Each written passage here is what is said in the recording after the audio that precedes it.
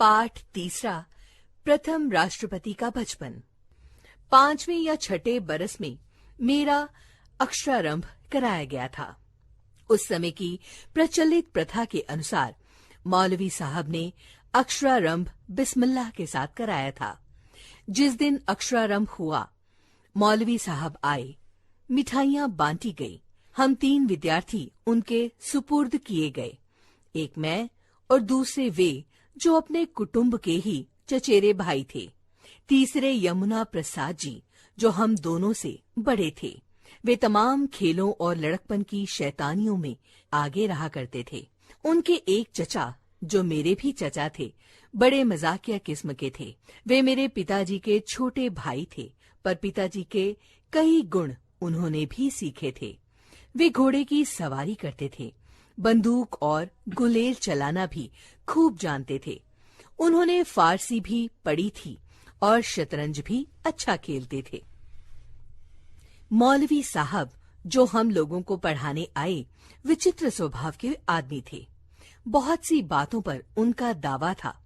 बलदेव चचा के मजाक के लिए वे एक बहुत ही उपयोगी साधन बन गए थे। चचा तरह तरह की बातें मौलवी साहब को सुनाते और उनको उत्साह देकर यह कहलवा देते कि वे सभी, चाहे कोई भी काम क्यों न हो, जान या कर सकते हैं। मौलवी साहब का दावा था कि वे शतरंज खेलना भी खूब जानते हैं। बलदेव चचा मौलवी साहब के साथ शतरंज खेलते, पर वे कभी न जीतते। हम बच्चे इन मजाकों को कुतूहल से सुनते। हंसने का मौका आ जाए तो हंसना मुश्किल हो जाता था। एक दिन बलदेव चचा ने मौलवी साहब से कहा कि बाग में बंदर आ गए हैं, उनको गुलेल मारकर भगाया जा सकता है। इतना सुनते ही मौलवी साहब बोल उठे कि वे गुलेल चलाना अच्छी तरह से जानते हैं। बलदेव चचा सब समझ गए। मजाक के लिए उन्हें बगीची में ले गए। उन्होंने गुलेल और गोली उनको सुपुर्द करके कहा कि खूब खींचकर एक गोली बंदर को मारिए। मौलवी साहब ने खूब खींचकर गोली बंदर को मारने की कोशिश की। इतने में ही उनके बाएं हाथ के अंगूठे से खून टपकने लगा और चोट के दर्द से वे सहम कर बैठ गए। बंदर के बजाय वे खुद को गोली मार बैठे थे। एक दिन सब लोग शाम को टहलने निकले। मौलवी साहब और बलदेव चचा भी थे। तरह तरह की बातें हो रही थी कि इतने में सामने से सांड आ गया। सबने कहा, यह सांड लोगों को मारता है। बलदेव चचा के इशारे पर मौलवी साहब कब डरने वाले थे। वे बेखौफ आगे बढ़े कि सांड ने उन्हें दे पटका। एक दिन बलदेव चचा ने मौलवी साहब को बंदूक चलाने की शिक्षा देनी चाहिए। कोई काम वे नहीं जानते, इस बात को कबूल करना मौलवी साहब अपनी शान के खिलाफ समझते थे। उन्होंने साफ कह दिया कि वे अच्छा निशाना लगा सकते हैं। वे बंदूक लेकर चल दिए। कुछ दूरी पर एक ऊंचे दरख्त पर एक गिद्ध बैठा नजर आया। वे काफी ऊंचाई पर था और बंदूक खड़ी करके ही निशाना लगाया जा सकता था। मौलवी साहब को जो बंदूक दी गई थी, वह पुराने किस्म की थी। मौलवी साहब ने तो पहले कभी बंदूक चलाई ही नहीं थी।